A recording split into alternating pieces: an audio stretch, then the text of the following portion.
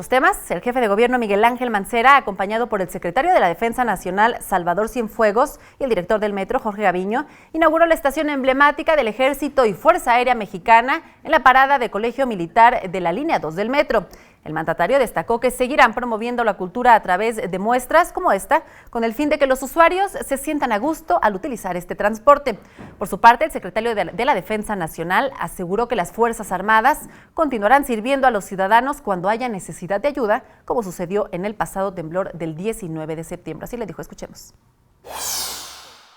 Transformar al metro en una experiencia no solo de lo que es nuestra obligación,